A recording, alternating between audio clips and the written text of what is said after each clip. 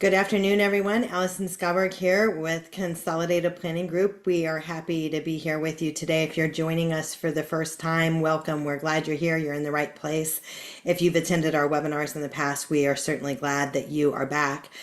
Today, we're going to be talking about whether or not you need an ABLE account, some of the details surrounding ABLE accounts. But I always like to start with just a quick, some housekeeping items. We are in webinar mode today, which means that we can't see you or hear you, but we do know you're out there and we're glad you're here. Today's meeting is being recorded and everybody's going to get an email with a link to the recording as well as a copy of today's slides, so you don't have to take notes on everything that you hear today. We are excited to be partnered today with the Turtle Wing Foundation. Cynthia Fogelman is here with us, and Cynthia is going to share with us briefly about the Turtle Wing Foundation and who they are and kind of what they do. And so having said that, then we'll get started right after that. We do invite everybody to put their questions in the chat box today. We aim to answer as many questions as we can. We did get the write-in questions, and I do have those, so we're going to go over those write-in questions as well.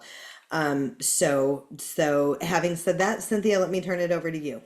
Thank you. Thank you, Allison. It's nice to be here with everybody. Thank you for joining us. I'll give you a little bit of history about Turtle Wing Foundation. We are located in Schulenburg, Texas, which is Central Texas. We serve the rural communities. So 3 different counties: Lavaca County, Fayette County, as well as Colorado County.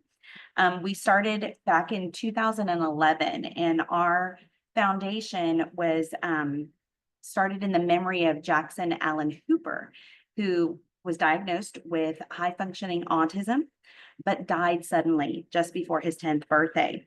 And his passing sparked a fire within his family and our community to help all children with learning disabilities, learning differences, learning challenges. So Turtle Wing serves as a resource hub. People come to us and say, I'm needing some type of speech services for my child or something ABA therapy. And we then connect them with local providers. So they don't have to go all the way to Houston, Austin, San Antonio, Victoria. They can get those services right here. So we're entering into our 14th year, and we're just growing. And we're really excited to partner with you to give this kind of information to our families as well. So thank you again for having us. Thank you so much. I love what you guys are doing, and it's true, and it's not just true in Texas for people that are attending from all across the United States. We serve families all across the US. In some of those rural counties across the US, it is much harder to get some of the services that your child with a disability may need. So organizations like yours across the country are super important as the kids are growing. And there's so many different stages that we go through with our kids with disabilities, whether they're adults or newly diagnosed, or if we've got veteran parents on here. There's so many different stages that we go through. So I'm glad that you guys do what you do. For today, so let's kind of just talk a little bit about Consolidated Planning Group. We are a holistic special needs financial planning firm. We're nationally certified as Social Security advisors, members of the Special Needs Planning Academy, chartered special needs consultants. We have over 30 years of experience. People come to us because they want to plan for the future of their loved one with a disability. They want to make sure that they have money in the right buckets, and they want to preserve eligibility for state and federally funded programs.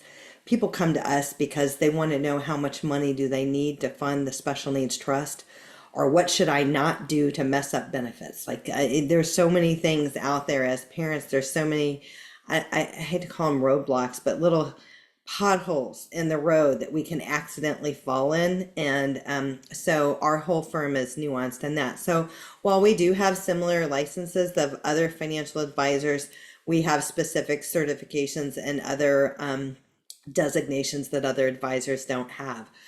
Fewer than 0.1% of all financial advisors in the U.S. have any background in special needs. So when it comes to planning for a loved one with a disability, we always say your situation is specialized. It's really important that you work with a specialist.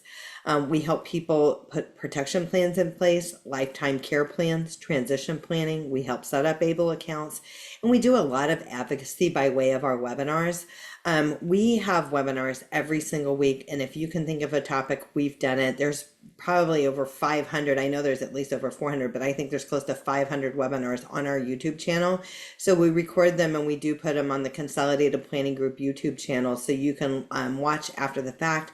We try to label them in such a manner that you can kind of search the topic for the step that you're on in your planning journey and watch accordingly to that. And you can subscribe to that YouTube channel for free.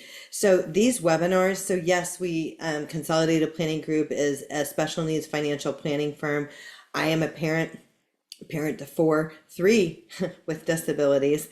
And I eat, sleep, and breathe this both personally and professionally. I found it difficult when transitioning to adulthood with my kids. Why is everything so hard? Why is everything so hard? And so these webinars were born out of my own frustration to be able to empower you and give you the tools and resources that you need to feel successful, to get the success that you're looking for and not feel defeated, which a lot of times as special needs parents, we are feeling a little defeated of all these boxes that we're supposed to be checking that we don't always check. Okay, so today we're talking about ABLE accounts, Achieving a Better Life Experience Act. ABLE came out in 2014, so it's under the tax code 529. So we've heard of 529Cs for college.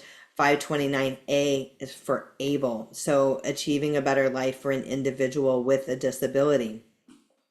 So when we have a child whose disability started prior to age 26, then they are eligible for an ABLE account. That age is going up to age 46. So if a person was disabled prior to age 46 in 2026, they can have an ABLE account. So basically how an ABLE account works, the beneficiary is an account owner. Earned income is not taxable. Contributions are not deductible on federal tax returns, but it does not jeopardize SSI or Medicaid or other public benefits. So basically, after-tax money goes into an ABLE account, but you can pull it out tax-free growth, tax-free distributions, as long as it can be construed as achieving a better life for an individual with a disability. Cynthia, do we have some questions? Oh, you've got the website there. Got it. Perfect. Thank you for that. So someone asked, one of our questions was, as a grandparent, can a grandparent open up an ABLE account? The answer is yes. I want to just I'm going to run through some of these questions because they were good ones. Someone said, I believe that a 529 account balance over 100,000 or so will impact disability or social SSI. Do educational 529 balances impact it? That's a great question. So to this person's point, a 529A, we never want it to go over $100,000. You're going to see that on a screen. Okay, an ABLE account, we don't want the account balance to be over $100,000. If it is over $100,000, then you run the risk of disqualifying for Medicaid and SSI. Okay, so limited amount of money that can be in a 529A. One of the differences of a 529A and a 529C is the 529C, the parent or the grandparent is the owner, the kid is the beneficiary, and when they pay money out, it's going to go to the school, not to the kid. So a 529C, sometimes people are really panicked, like, oh my gosh, I didn't know. And they're really panicked that they think that the 529C is going to be a debacle and going to make them not qualify for SSI. And that's not true, because it's in the parent or the grandparent's name. Even if the kid with the disability is the beneficiary, as long as that child doesn't get paid directly from the 529C, which you wouldn't want to do anyway, then it's not gonna count against them. So I'm glad that you asked that question. That was a really great question. Okay, so it doesn't matter on what the balances are. We've got people with balances of $500,000 in their 529C, so that's not going to matter. So when it comes to ABLE accounts, so disabled individuals whose disability started prior to age 26, and I'm going to repeat it again, that magic age is going to 46 in 2026. Contributions can be made by anyone. It's limited to the gift tax annual exclusion, which for 2025, that amount is 19,000. Funds in an ABLE account in excess of 100,000 disqualify the beneficiary for SSI. There are additional contribution limits if the individual with a disability is working.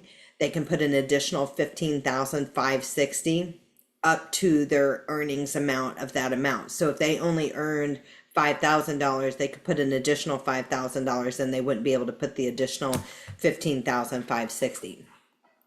Distributions for qualified disability expenses are not taxable. Earnings on distributions for non-qualified expenses are subject to ordinary income tax and a 10% penalty.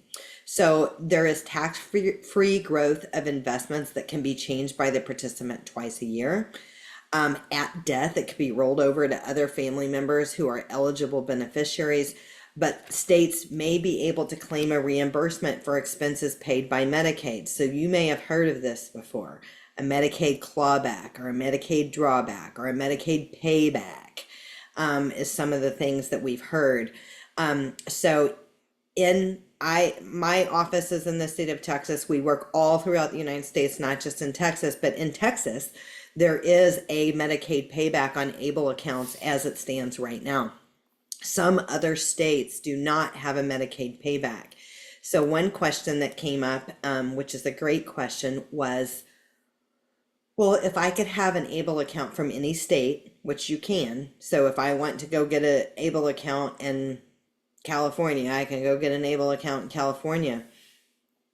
If I pick a state that doesn't have a Medicaid payback, then am I out of the Medicaid payback? And that's clever, but the answer is no.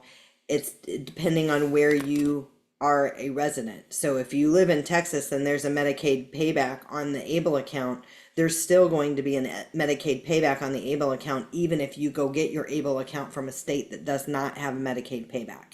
So I wanted to make that clear because that is a really, really great question.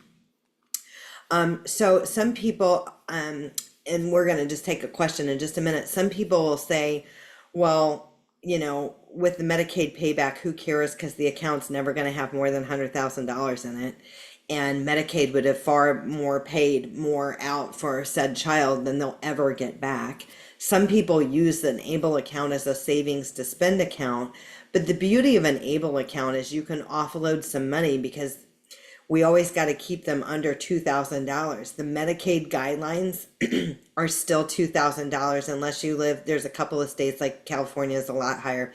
But for the most part, we never want more than $2,000 in our loved one's name, or they're going to disqualify for SSI or Medicaid or not qualify for it to begin with. So an ABLE account is a place that we can move money from where the SSI comes to the ABLE account, and an ABLE account can pay for some things that that a special needs trust cannot pay for without a reduction to SSI. So some people ask the question of why should I have an ABLE account and a special needs trust? And the answer is that the ABLE account and the special needs trust work beautifully together because the ABLE account can pay for things that a special needs trust can't. The tax-free growth and tax-free distributions of the ABLE account is favorable over the special needs trust. And so we use those for different purposes in that regard. So the bottom line is with an ABLE account, if it can be construed as achieving a better life for an individual with a disability, you can pay for it out of an ABLE account. So it is very non-restrictive of what we can pay for out of an ABLE account. It could be medical expenses, transition expenses. It could be recreational expenses. It could be financial service fees. It could be legal fees. Helping you plan for the future of your loved one with a disability. It's very, very broad. It could even be a vacation for the individual with the disability and 1 to 2 caregivers. And I always say, don't get crazy. You can't take the whole family, but the person with the disability and 1 to 2 caregivers if that's needed. So Cynthia, I'd like to pause just for a minute and answer any questions that we have right now. Sure. Sure. Let's see. Brian had a question. Can I transfer Roth funds directly into an ABLE account? What he means is when he dies, can he put in his will to put the Roth money into the granddaughter's ABLE account? Thank you for that question. That is a great question, and the answer is no. Okay, and so that's another example of why we need an ABLE account and we need a special needs trust. We do entire webinars on first party and third party special needs trusts, what they are, why we need them for our kids with disabilities, and how money transfers and how money flows. So his question is great, and it lends itself to other things as well, like could I leave life insurance proceeds to an ABLE account? Can I leave my remaining assets that I have left over at the end of my life to an ABLE account? And the answer is no, no, and no. You can't. You cannot make an ABLE account a beneficiary. You can make the special needs trust for benefit of said child the beneficiary of Roth or traditional or life insurance. So in that example, let's say your kid's name is little Johnny. So we have the supplemental needs trust for Johnny Smith. And so in that example, we make the supplemental needs trust for Johnny Smith the beneficiary of the Roth or the traditional or the life insurance. Then the money flows to the special needs trust. It will not be counted against him for SSI or Medicaid purposes. The special needs trust can make a distribution to the ABLE account should you want to. Okay, that's a really great question. What else do we have? Okay, Diane asked, is the Medicaid payback only activated when the beneficiary dies? Yes. And one thing I'd like to say about the Medicaid payback is it's clear as mud. You can Google this or ask our friend Google about the Medicaid payback on the ABLE account. There's a calculation out there and it's really convoluted. It's very convoluted on the Medicaid payback. So they're not going to take all of it, but it is a decent percentage of it. But most people use these ABLE accounts as a savings to spend account. So the way I look at it as a parent with kids with disabilities is, again, who cares? $100,000, and Medicaid will have far more paid than what they'll ever get back out of that account. And that's if the account balance is 100. We never want it to be over 100, but some people's account balance is $10,000. So it's not like it's like this huge thing. People get hung up on the Medicaid payback, and I'm telling you, I wouldn't. Okay. And the other thing I'll tell you is that there's proposed legislation to get rid of the Medicaid payback, but it has not passed yet. So if somebody says it passed, it didn't. Not here. So it's on the docket to get, approved, but then they have their legislative sessions every 2 years, and they have far more to discuss than what they ever get to. So Okay, we have a couple more. Let's see. I just opened an ABLE account 2 months ago. I still don't understand how to spend the money out of it. I have a card that is supposed to be used, but I went to buy her shoes and was denied. So how would you spend that money? yeah, that is annoying. Okay, so I'm not really a fan of the ABLE accounts that have the debit card because the debit card is basically useless, which is what you found out, unless you call them to sell. Because you are there, it's basically in the market, and if you don't sell, there's no money in the account. You have to sell, it has to settle to be in the account to be able to swipe the debit card. So I find that useless to me. The ABLE accounts that I have for my kids, it's linked to the same account where the SSI goes.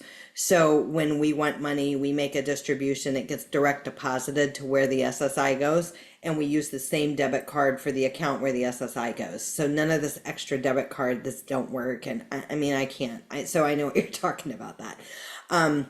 So what my recommendation is, and this is really, we don't have slides for this, so it's a good question. What I tell people to do is if you're going to need money from the ABLE account, because it's like they learn how to set it up and they set it up, but nobody knows how to take money out of it or how to get money. And then you call and they don't give you good information. And there's this cat and mouse thing. I tell people to request money from your ABLE account between the 1st and the 5th of the month. And the reason I tell you that, so that's Allison's school of best practices. That's not a rule. It's not an able rule. But as a parent, this is best practices. Request your money between the first and the fifth. And then that way it'll be direct deposited. You get the money. And as long as you spend that money during that calendar month, so in January there's 31 days, I've requested the money between the first and the fifth. It gets deposited into the account where the SSI goes. And as long as I spend that money during between now and the 31st, it won't be counted as an asset for them the following month. So you don't, so I could request $5,000 for the ABLE account and you think, oh my gosh, that's more than $2,000. I'm going to disqualify from Medicaid. And you're not, as long as, so say I'm going to pay for therapy and it's $5,000. I request $5,000 from the ABLE account. It gets direct deposited to the money where to the account set up where the SSI goes. And I swipe the debit card of that account that month to pay for the $5,000 for therapy. Okay. And I do that before January 31st. It's out of the account before the first of the next month. And then it's not counted against. So what I will tell you is you can request money and leave it in the account past the 31st. As long as the account balance is less than $2,000, you'll still be fine. As long as their total assets are less than $2,000. But so that's basically the best practice on that. Okay, we have one more. Okay, I'm ready. From Dan. Is there typically a problem moving the fully allowed annual amount of 19K from the first party corporate trust into an ABLE account every year? No, there's like zero issue with that. And then also, one thing that I can tell you too is we can convert. So some people have a 529C. 529C was set up when the kid was born. They've been funding it. They've got all this money in the college fund. The kid isn't going to college, or they're not sure if the kid's going to go to college, or they're not sure when. You know, some of our kids with disabilities go to college 10 years later than the average kid. Okay. And that's fine. But so what some families like to do is they like to start converting their 529C to a 529A, and we can convert $19,000 a year. It goes up each year with the gift tax exclusion. So if you have a 529C and you want to start converting it to a 529A, we can do that at $19,000 a year clips. Okay. And I am a fan of that because an ABLE account, if it can be construed as achieving a better life for an individual with a disability, you can pay for it out of an ABLE account, whereas a 529C is for higher education, and there's a limited amount of money that you could use for private education. So the ABLE account could pay for college, but it could pay for a whole bunch of other things that the 529C can't pay for unless there's taxes and penalties on it. Okay. I'm sorry, I missed one. Oh, no Meg, worries. Meg is asking, did you say contributions to the account are not tax deductible? That's right. It's after tax money. Okay, let me just consult some of the write-in questions that we got as well. As a homeowner, do you pay taxes if you set up your young adult as a renter with a renter agreement? She's talking about SSI. Right now we do full webinars on SSI, and here's what I'm going to tell you, and you're not going to like my answer. The answer is maybe. The answer is it depends on which CPA you talk to, and some CPAs will tell you no, and some CPAs will tell you yes. And you can consult our friend Google all day long, and there is no clear, concise answer out there. The general rule of thumb is if you charge your kid rent, then yes, you should put that on your taxes. If you charge them their fair share, and what fair share is their cost of their, so if there's 4 people in the house, they're 1/4 of the rent and utilities. So, or take the total monthly expenses of rent and utilities divided by 4, and then you're charging them their fair share. If you're charging them their fair share, you don't take that off on your taxes. But if you're charging them rent, some CPAs will tell you yes, and some CPAs will tell you no. So, okay, so that's that one. At what age do you limit ABLE account amount? If we move to another state that covers services, can we withdraw the ABLE? Yes, you can withdraw the ABLE. Some states do cover services more so, or earlier than our state. We have a 17-year waiting list. They're talking about Medicaid waivers here, and we do have an entire webinar on Medicaid waivers. So if you don't know what I'm talking about, you should know about this. It's important to watch that webinar on Medicaid waivers. Because there's a 17-year waiting list in Texas, you want to get your kid on the list like yesterday if you haven't already. So that's why that is important. But yes, you can withdraw the money from the Able account if you need to. And what I tell people as far as keeping track of what you spend the money on, keep a spreadsheet, keep track of what you have, what you spend the money on. I've had exactly no one ever asked to produce what they've spent their money on for their Able account, but the IRS reserves the right to do that. They could ask you to produce that. And so I always tell people the best practice is to keep a list of what you spend the money on. Let's see. I paid for my son's phone last year. Can I pay myself back from his Able account? Yes, you can. If a large home expense leads me to transfer money from a third-party special needs trust, and I reach the annual limit, will I be barred from further contributions? And so that's convoluted. There's not an annual limit for a special needs trust. You can put an unlimited amount of money into a special needs trust.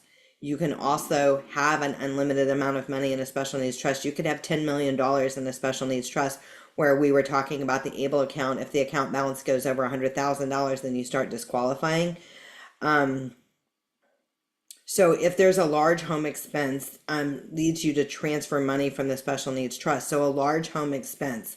So here's an example of a large home expense that might be reasonable to come out of a special needs trust. Maybe we're extending our driveway because it needs to be extended for wheelchair access. Okay, that would be reasonable.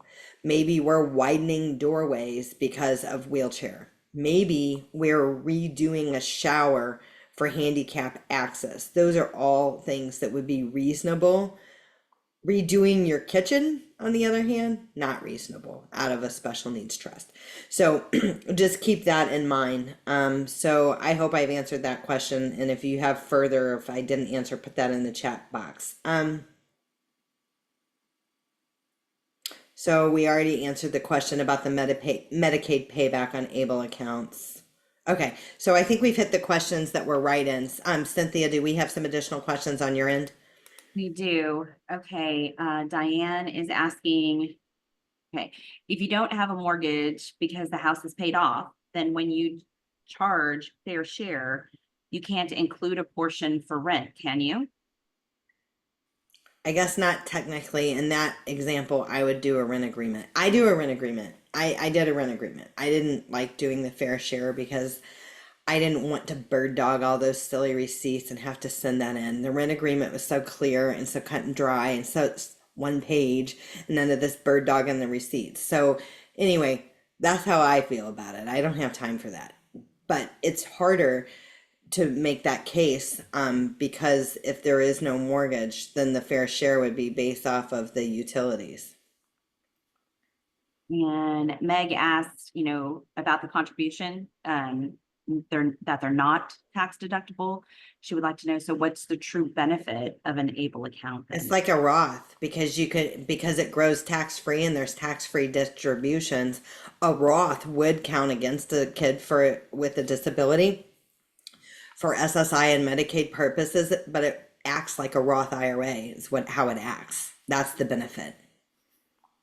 Tax-free growth, tax-free distribution, as long as it can be construed as achieving a better life for an individual with a disability, it can be paid for out of the Able account. And I want to go back to the fair share thing because honestly, because of the rules and they got rid of the food, they don't count food against the person anymore. It turns out the Social Security Administration decided that everybody should eat. So anyway, they stopped counting food. So they were counting like food and shelter before. So when they were counting the fair share, it was their portion of the rent, the utilities, and the food costs. So they're not counting food anymore. But I would say if you're saying that the person is paying their fair share and you say they're paying $300 or $350 a month, I think it's fine. because they also got rid of, so they used to say, well, that's not enough. That's not the going rate. So if you said you were charging your child $350 a month rent, they said it wasn't the going rate. And then they didn't increase their SSI. But now they're not doing that anymore. So you could totally do that and that would be fine. Okay, next question, Cynthia. Is replacing the roof a responsible form of able account? Reasonable, I'm sorry, is No, replace, not even close. No, no, not for a special needs trust or an able account. No. or would homeowners insurance be allowed as fair share? Homeowners insurance be as fair share as far as that's not really a utility. I have not seen that one. I mean, they would just basically call the utilities electric, gas, water, trash, that kind of thing. All caught up? Okay, awesome. So qualified disability expenses, basic living expenses, health and wellness, healthcare expenses that are not covered by Medicaid or private health insurance, housing, rent, or mortgage. This will avoid the 1/3 reduction. So if a person is not paying rent, so if you are getting, what is the amount? So 967, right? So the amount of SSI for 2025 is 967. So if we took the 967,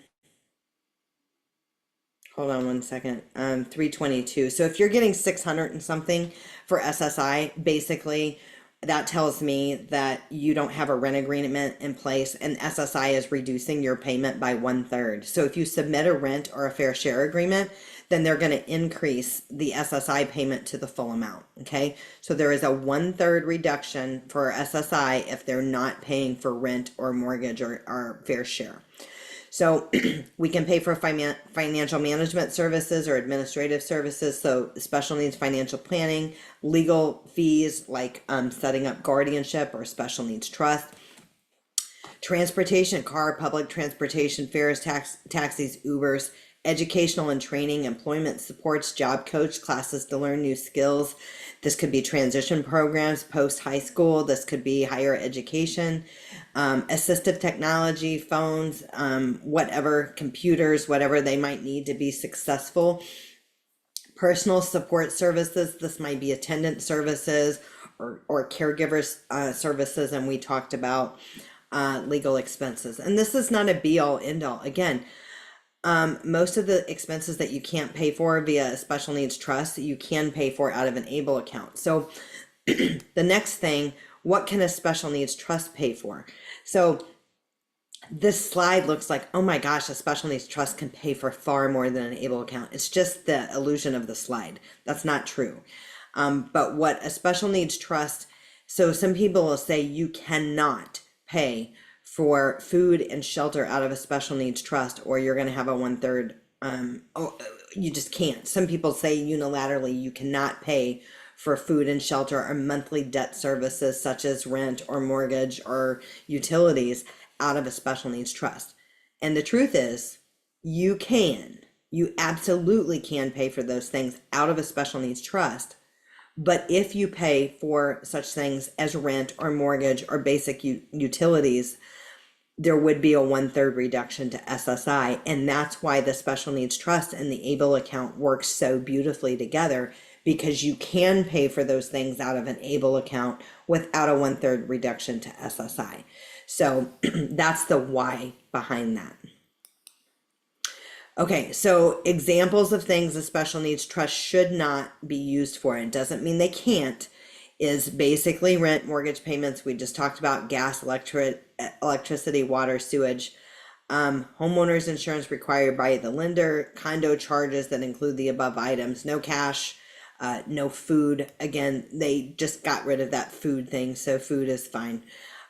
No reimbursement to the client for items they purchased without the permission of the trustee. A lot of our parents are the trustee of their kids' special needs trust.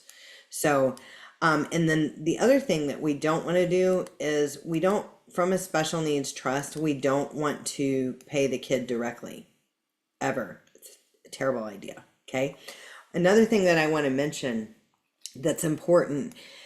When we were talking about SSI, if your kid works, their income counts, then we'll reduce their SSI. But guess what? When your child is getting SSI, if grandma and grandpa sends them a check for their birthday for $500, that's income. So if grandma and grandpa puts the $500 into the ABLE account, guess what? It doesn't count. So how we give money to people matters. Or if grandma and grandpa gives the money to mom or dad, and then mom or dad turns around and puts that money in their ABLE account, that's a good way. If grandma and grandpa put the money into the ABLE account, that's a good way. The less than ideal way is to give the money directly to the kid. Okay, so that is another thing to prevent reductions in the SSI amount. Okay, so for our next couple of slides, we just want to talk about educational options beyond high school. We're talking about ABLE. We're talking about achieving a better life for an individual with a disability. They may or may not go to college, but there are a lot of programs. And guys, I invite you to go out to that YouTube channel and check out higher education for kids with disabilities. There are a ton of programs for kids, including kids with intellectual disabilities with IQs below 70. There are a lot of post-high school programs. There are transition programs. There are programs with universities and with community colleges. And so we want you to be aware of these programs out there, because there are options that could work for your student. Some of the enrollment, like how many people they take for enrollment, the numbers are small. So you want to plan early and know what these programs are, so you can get your child involved with these programs. There's some really good ones. We've had a lot of families that have had a lot of success with these programs. So this is not an exhaustive list. We don't work for them and they don't work for us, but this is an example of some transition and residential programs. What we want to think about when it comes to our loved ones with a disability of what's next. And when, we have a number of people on here, we've got people all across the board. We have people that have a young person, maybe just diagnosed. We have people that have, middle school kids, high school kids. We have people on here that may have a 50-year-old loved one with a disability. Okay. But we always want to think about what's next. What's next post high school? What's next? What's next when you can no longer provide the caregiving services that you once did? What's next when your child can't live with you anymore? And maybe it's behavioral reasons, maybe it's physical reasons because you can't take care of them anymore. What is next after high school? Transition. What we're trying to avoid is a person coming home from high school and having nothing to do and sitting there, and they don't have community, they don't have friends, they don't have a job, they're not learning, they're not growing. That's important. And so there's lots of programs all across the country, all across Texas, that are worth looking into. And guys, these are all links. So when we send this to you, you guys are going to get a copy of today's slides. They'll have all these links so you can check those out. On our YouTube channel, we have done, kind of speed dating of residential programs, where in the course of an hour, we talk about who they are, where they're located, who they serve, do they have openings, whether or not they take Medicaid waivers or not, and what their cost is. So you can learn in the course of an hour. We usually have 12 to 15 different residential living places on, and they all get 3 to 5 minutes to kind of tell a quick story about themselves. And then in the course of an hour, you can decide, oh, this might be a good fit for us. I want to go to their website. I want to go take a tour. I want to call them and reach out to them and go deeper with them. And that is just born out of my own frustration, is nobody's got time to research all of these at an hour each, So anyway, so we do some speed dating, things like that. We've also done that with higher education programs, where they come on and say who they are, where they're located, who they serve, how long the program is, if they have openings, that kind of thing. So do check that out on the Consolidated Planning Group YouTube channel. I'm going to pause for a second. Cynthia, do we have any new questions? We do. Okay, Hema is asking, as an adult sibling to someone with IDD, am I able to set up an ABLE account for him, even though my mom has guardianship of him? She's getting older and I will take over care once she has passed, but no legal documents have been set in place yet. I'm thinking of HEAD. So that is a one-off, and I would say call us on that. So if mom has guardianship, we know that mom can be set up, but we can set up another person that is authorized to call on your siblings' behalf. So I think that there's no issue with that. I'd like to check with one of the girls that works with me because she does all of that all day long. But so I know that we would set your mom up, but we can set up a secondary person to be authorized to call on behalf of said sibling. Good question. Okay, William asked, can you set up bill auto pay from an Able account? Yeah, yes, absolutely. So we have auto drafts set up. We have families that have kids that are living in residential living situations, and auto draft each month, the money goes directly to the facility of where the kid is living. So yes, we can do that. We can set up auto distributions where it goes directly to your account, to the kid's account where the SSI goes every month. We can set it up to an outside like facility. We can also set up auto drafts monthly. So if you know that the kid is getting, maybe they're not getting SSI anymore, maybe they're getting survivor benefits, or maybe they're getting SSDI and the amount is kind of high, so it's easy for them to get over $2,000 quick. We could set up a monthly bank draft each month that, they get their check on the 3rd, and on the 5th, we take money out and make a contribution to that Able account. Okay. What else? Great questions. Those of you who are listening and don't have the chat open, a couple of people did put in some suggestions of places here in Texas. Lone Star College in Tomball has a program, and it's called Life Path. And it's a good program, by the way. This is not an exhaustive list. We have other webinars that is a little bit more exhaustive, but yes, I agree that that is a great program. And Meg shared Down Home Ranch in Elgin as We well. love Down Home Ranch. Barry Hamilton is the executive director down there at Down Home Ranch, and yes, we love them over there. So we've done webinars. We've partnered with Barry in the past as well. So thank you for sharing that. William is asking, can you restrict access to an Able account from the person it's supposed to benefit, or can they drain the account if they want to? Yeah, that's a good question, William. And the answer is yes, they can. And I have a kid like that too. But the good news is they mostly don't know that they can. My kid hasn't, they don't know that. They don't know that they can. So yes, they could. They could, request a distribution and it goes direct money, to them, and they would spend it immediately. So a lot of our kids, with neurodiversity, frontal lobe issues, ADHD, anxiety, depression, autism, not all, but a lot of them have spending issues, big spending issues. And so, yeah, unfortunately, that is how that works. If the kid calls, if the kid has the capacity, if they're under guardianship, then no, they couldn't do that. But if they are not under guardianship and they wanted to call and get all the money, I mean, I guess they could. Yes. Okay. Any other questions before we move on? Are we okay? We're good. We're caught up. Okay, perfect. Great questions today. I love all the questions. It's how we all learn from each other. So things to keep on your radar. Again, if you've attended our webinars in the past, I keep this out there. We talk about this on a regular basis, how to develop a comprehensive special needs care plan.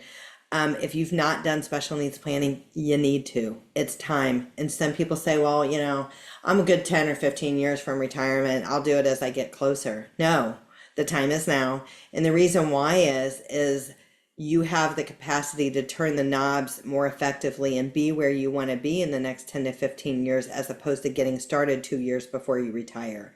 So we do, tell people that don't beat yourself up. It's not about looking back about what you haven't done, but it is about looking forward about where you want to be in retirement. Guys, it's a big deal. When you have a kid with a disability that's going to have care needs for the rest of their life, we're going to spend 20 to 35 years in retirement. And our kids with disabilities may have care needs 25 to 35 years after we're gone. We're dead and gone, 25 to 35 years after that. So it's like another retirement bucket. So the earlier you plan, the earlier you get started, the better off you'll be. You don't have to be a millionaire, but it's making millionaire choices early and planning early is going to give you the retirement and some semblance of a retirement of what you hoped for yourself. Look, we've worked all our lives. We want to have a good retirement, and our retirement is going to look different because these kids are not going to grow up and get out and be out from under us. They're with us, right? Maybe with us till our dying days. So having some balance on that and having some vision of what is it that you hope your own retirement will look like, and what is it that you hope that the future of your loved one with a disability there will look like, and being intentional on taking those steps to get there, we're going to help you with that. So future care cost estimates, this is what I was talking about at the beginning of how much money do I need to fund a special needs trust? This is what I want. Do you want your kid to live at Marbridge or Down Home Ranch in the future, or Daymark Living, or any of the other numbers of out there? I mean, I'm not plugging any of them. They're just, some of our families definitively want their kids to live at some of these places, and they are not free. And so planning, accordingly for those costs is really important. Texas waivers and interest list, as I mentioned earlier, all states have Medicaid waivers. And what a Medicaid waiver is, people think, we don't qualify for Medicaid. I hear that all the time. Medicaid waivers are based off of the kid's income and assets, not yours. So yes, your kid may qualify for a Medicaid waiver. A Medicaid waiver is designed to waive off some of the cost of care for caring for an individual with a disability to keep them in home and community-based services. It may pay for attendance services. It may pay for various therapy services, minor home modifications. There's a lot of different things. So again, check out the Medicaid waiver webinar. All states have Medicaid waivers. Some states don't have a waiting list. Our state has a 17-year waiting list. It's a long waiting list, so you need to get on there sooner versus later. SSI, SSDI, understanding the differences and knowing when to apply. We have entire webinars on this. SSI, SSDI, Childhood Disability Benefits, formerly called DAC, is all very, very, very confusing. So if you have felt confused by that, you're not alone, but there is help and resources for you. We are nationally certified as Social Security advisors. We can definitely help on these topics. Knowing when and how to apply, having money in the right buckets before you apply, knowing that if child support, like for instance, Texas, a lot of times in the example of divorce, child support will often continue past age 18. Well, that child support will count against them for 1/3 of SSI. It'll reduce their SSI by 1/3. If you have the child support going to a first party special needs trust, it won't be counted against them. So understanding some of these things, people don't understand this. They apply for SSI and they get denied because the child support's too much and it's not going to a first party special needs trust. This is the specialization that I am explaining, that this is kind of what we do and the things that matter. And it is confusing. Beneficiary designations. If you've heard me before, I will beat this one to death. Beneficiary designations. Do not name your special needs loved one as a beneficiary on anything you have. Instead, make the special needs trust for benefit of said child a beneficiary. So maybe you have 3 neurotypical kids and 1 child with a disability. You name the 3 neurotypical adult kids as 25%, and the special needs child is going to be the special needs trust for benefit of said child. Of course, you got to set up the special needs trust. But we don't want to name our kid outright as the beneficiary in anything we have. We don't want to name minor children, neurotypical children, as beneficiaries because they're minors.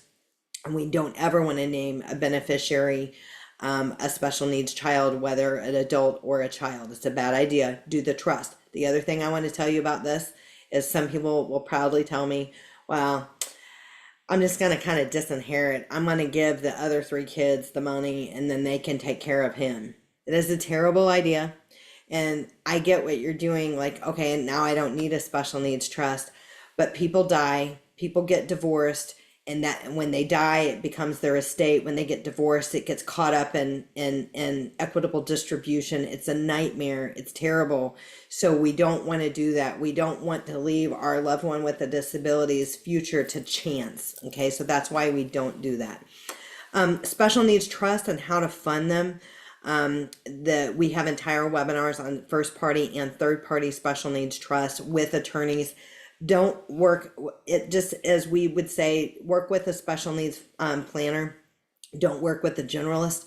Work with an estate planning attorney that is nuanced and special needs. Don't work with a generalist attorney. when it comes to a special needs trust, when it comes to guardianship, who you choose to work with. We have referrals all across the United States, referrals of attorneys that we know in the state of Texas. This is what they do. They eat, sleep, and breathe this. They're very good at this. Use one that is nuanced and special needs. So even your neighbor next door, I always say your neighbor next door who's the real estate attorney that says that they'll do the trust for you for free, just say no, don't do it, because we see these legal documents all the time that are wrong. Okay, so just work with somebody that is a specialist, and if it's wrong, if it fails to qualify as a special needs trust in the eyes of the Social Security Administration, you could have real issues. Okay, so it's a big deal.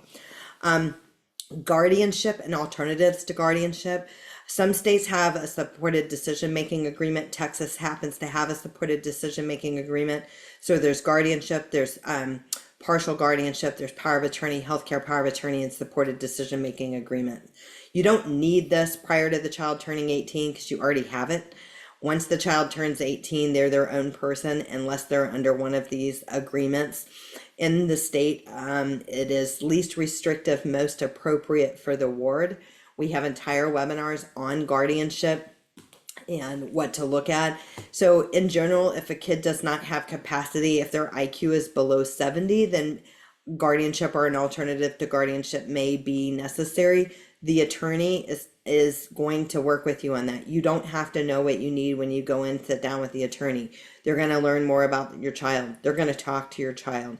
They're going to do a lot of listening, and they're going to make a recommendation, and they are governed by making a recommendation that is the least restrictive and most appropriate for the individual with a disability.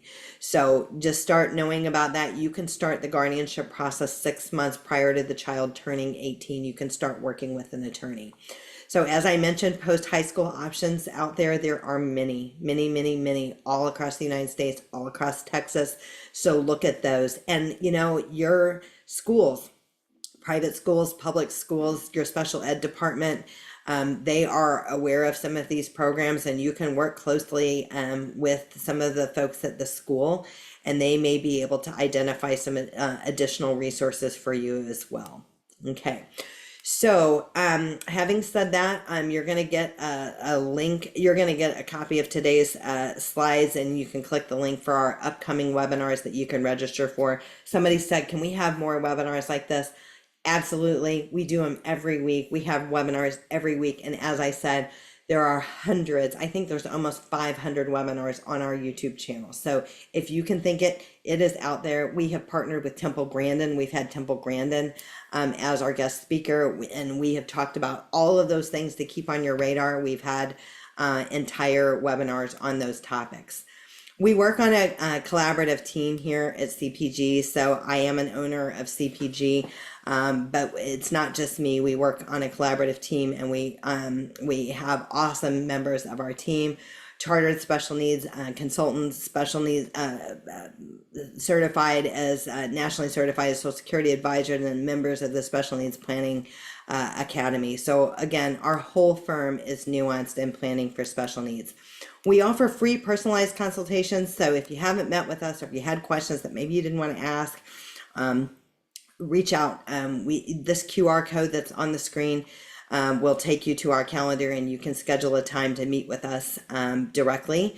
And we always offer free personalized consultations to where we can go a little bit deeper with you on your questions. As I said before, it's not about looking back, it's about looking forward. We're not here to rain on any good planning that you've already done. These initial consultations are designed for us to learn a little bit more about you to learn a little bit more about us and how we work, answer some of the questions that you have, and determine if it makes sense for us to talk going forward. If it doesn't, we'll be happy to refer you to someone else that might be a better fit for you. But I think it's important to really take a look under the hood. We do holistic planning. We look at the planning that you've done so far. What do you have in place, and what do you have offered to you through your employers? What are some moving parts that might be a consideration or a factor when it comes to planning for your loved ones? So wherever you are in the planning journey, whether you've done a lot of planning, you've got the special needs trust, you've got the ABLE account, you've done all of this, and you just want a second opinion of, hey, do I have this right? Or you've done a little, or maybe you've done none at all, we can meet you where you are on that and help you take the next step. So thanks so much. And Cynthia, do we have any other questions before we wrap up for today? Yes, one just came in. Do you do will planning or just trusts? So we don't do either. So, and that's a great question. So, and we actually do a webinar on what does the special needs planner do and what does the special needs attorney do? Because we're two different folks and they don't do what we do and we don't do what they do. So the attorney is the legal documents. They're the will, the special needs trust, the guardianship, right? The power of attorney, healthcare power of attorney, supported decision-making agreement, educational power of attorney. We're the money in the right buckets. How much money do we need to fund a special needs trust? How do we retire and stay retired and not run out of money for our loved one with a disability that has care needs for 25 to 35 years? How do we set up housing for our kid and not disqualify from SSI? So we're basically all of the money side, the financial side, the social security, SSI side, Medicaid, Medicare, all the benefits, and they're the legal documents. So they work very closely with us. We work very closely with them, but neither one of us do what the other one does. And if you come across an advisor that says they do what we do and they're an attorney, we don't recommend that. We don't recommend that. I've seen it before very, very, very few times in 30 years. And it's not what we would recommend. The attorneys would tell you not to run, and we would tell you the same. Well, thank you so much for your time. We truly, Okay. Any additional questions for today? that was it. That's it on this side. All right, guys. Thank you. Thank you for taking the time to be with us and giving us an hour of your time today. You guys asked great questions. All your questions help everybody else, because sometimes you ask one and they didn't think of, and they're like, "Oh, I needed to know that." So awesome. So thank you for that. And Cynthia, certainly, and the Turtle Wing Foundation, thank you again for doing what you do. Thank you for partnering with us, and we will look forward to partnering with you again soon. So thanks so much, everyone. And we will catch up with you guys soon. Take care. Bye now.